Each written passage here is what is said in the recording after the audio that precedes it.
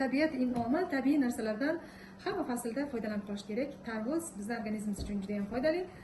Buyraklarimizni tozalaydi, jigarlarimizni tozalaydi. Hozir tarvuzdan sharbat yasaymiz. O'zbekgina qilib tarvuzdan sharbat yasaymiz. Demak, boshladik.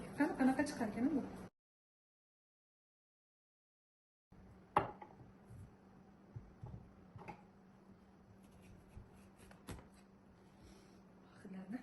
Maza.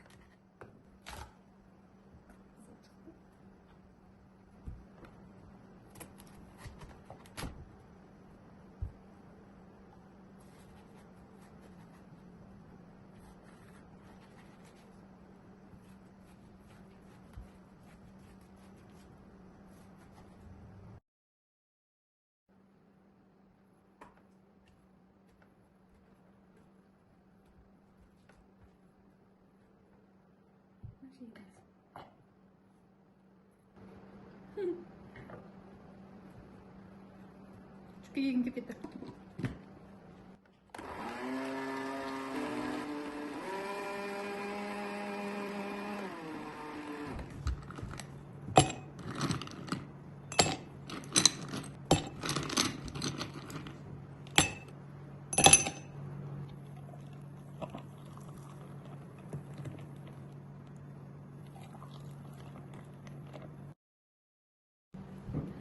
Muzdekini tarvuz sharbatlari tayyor bo'ldi. Tabiiy ham tanamiz uchun foydali. Tanangiz juda ham isib ketganda mana shunday tarvuz sharbatini iching. Faqat yosh bolalarga mumkin emas. Mana shu usulda tarvuz sharbati tayyorlab ichayotganlar nechtamiz? Kommentariyada yozib qoldiring.